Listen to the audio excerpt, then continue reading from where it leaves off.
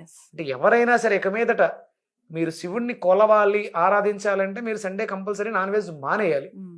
అప్పుడే మీరు శివుడు అర్చనకు కానీ నేను శివుడికి భక్తుడిని చెప్పుకోవచ్చు. లేదు మీకు వెంకటేశ్వర స్వామి అనుకుందామండి, శనివారం మీరు శనివారాలు ఎన్ని శనివారాలు చేసినా ఆదివారం తప్పు చేస్తే శనివారం మీరు ఉపవాసం చేసే అర్హత కూడా మీకు లేదు.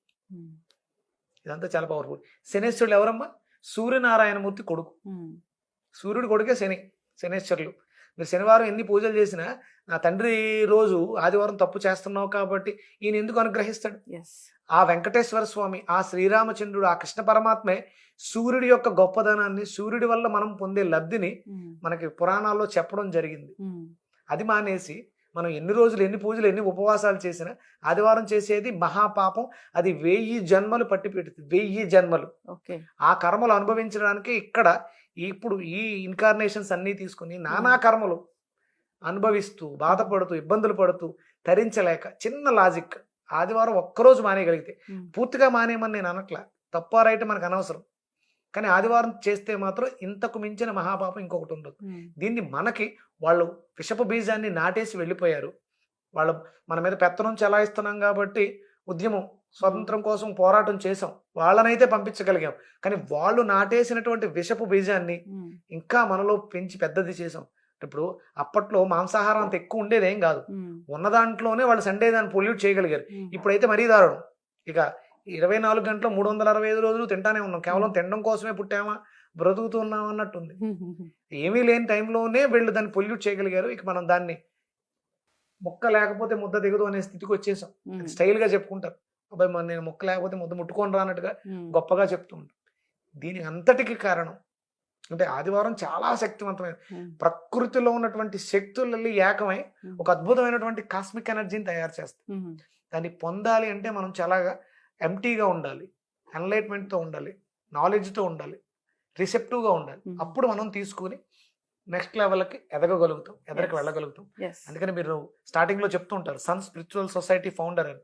సండే ప్యూరిఫైడ్ సండేస్ని మళ్ళీ చూడాలి, చూపించాలి అనే తాపత్రయంతో ఈ సొసైటీని పెట్టడం జరిగింది. ఇప్పటికీ కొన్ని లక్షల మందిని సండే ఇంట్లో వండకుండా, పూర్తిగానే వండకుండానే మాన్పించడం జరిగింది. అంటే నేను రిక్వెస్ట్ చేశాను, ఇందులో ఉన్నటువంటి అర్థం ఇది, మీరు అభివృద్ధి చెందాలి, ఆర్థికంగా బాగుండాలి. ఇప్పుడు ప్రతి మనిషి కష్టపడేది ఎందుకమ్మా?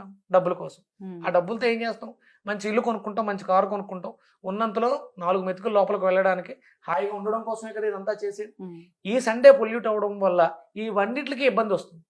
మీకు బ్యాంక్ బ్యాలెన్స్ ఉండదు. సండే నాన్ వెజ్ తింటే బ్యాంక్ బ్యాలెన్స్ ఉండదు, డబ్బులు మంచినీళ్ళలా ఖర్చు అయిపోతాయి, అనారోగ్యాలు మిమ్మల్ని చుట్టూ ముట్టేస్తాయి. సూర్యుడికి ఒక నానుడు ఉంది, సాంప్రదాయంలో ఒక సూత్రం ఉంది, ఆరోగ్యం భాస్కరాధీనం. ఆరోగ్యమే మహాభాగ్యం, ఆరోగ్యం భాస్కరాధీనం. మనిషికి ఆరోగ్యమే కదా బోళంత సంపద. మీరు ఎంత డబ్బున్నా ఒంట్లో బాగాలేదు, నెల నెల హాస్పిటల్కి పోసేయాలి. మీరు ఆరోగ్యంగా ఉంటే పోయాల్సిన అవసరం లేదు, అది నిలవ ఉంటుంది.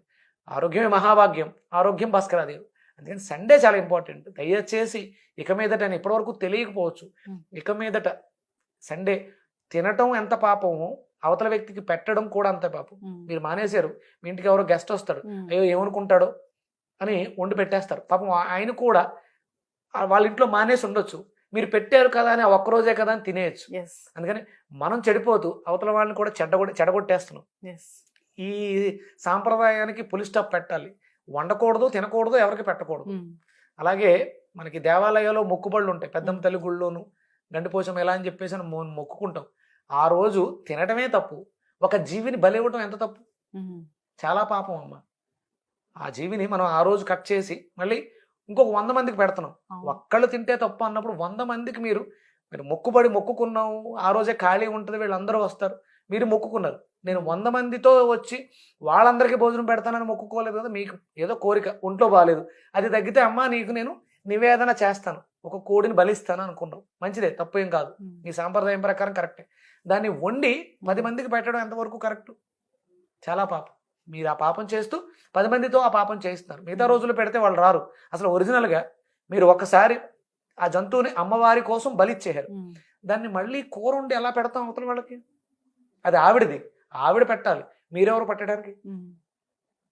మరి ఏం చేయాలి? చేయకూడదు, పెట్టకూడదు. మీరు బలి ఇవ్వాలనుకున్నారు, ఇచ్చేసి సమర్పించేసి వచ్చేయాలి. అది ప్రకృతిలో ఆవిడికి సంబంధించినటువంటి వాళ్ళు ఎవరో ఉంటారు, ఆ పరివారం, అమ్మవారి చుట్టూ ఉండే పరివారం, వాళ్ళు దాన్ని భక్షించాలి. ఓకే. మొక్కుకోవడం తప్పు అనట్లేదు, మరి బలి ఇవ్వడం తప్పు అనట్లేదు. ఆదివారం తప్పు, మీరు దాన్ని వండి వేరే వాళ్ళకి పెట్టడం తప్పు.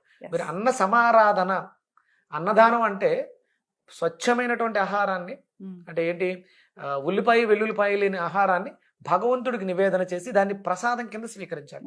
దాన్ని అన్నప్రసాదము అంటారు. కానీ ఇప్పుడు మనం ఫ్యాషన్గా రకరకాలు అన్నీ వండి గొప్ప కోసం చేస్తూ ఉంటాం. ఇది అన్న సమారాధన కాదు, అన్నదానము కాదు. సండేని దయచేసి పొల్యూట్ చేయొద్దు. ఇప్పటివరకు తెలుసో తెలియకో చేసాం. ఈ బలులు ఇవ్వటం, లేకపోతే మొక్కుబళ్ళు మొక్కుకోవటం, ఆ రోజే అందరినీ పిలిచి వాళ్ళకి పెట్టడం కూడా చాలా పెద్ద పాపం, దోషం. ఇవి చేయకూడదు. ఎస్ గురుగారు, చాలా చక్కగా చెప్పారండి. సండే ఎంత గొప్ప రోజు, ఎంత పవిత్రమైన రోజు. సో ఆ రోజు మనం ఎలాంటి నియమాలు పాటించాలి, ఇప్పుడు ఏం చేస్తున్నాము, సో ఎలా ఉంటే మనం ఆరోగ్యంగా ఉంటామని చాలా చక్కగా చెప్పారండి. ఖచ్చితంగా అందరిలో మార్పు రావాలి, అందరూ పాటించి ఆరోగ్యంగా ఉండాలని కోరుకుందాం. చక్కటి ఇన్ఫర్మేషన్. ధన్యవాదాలు.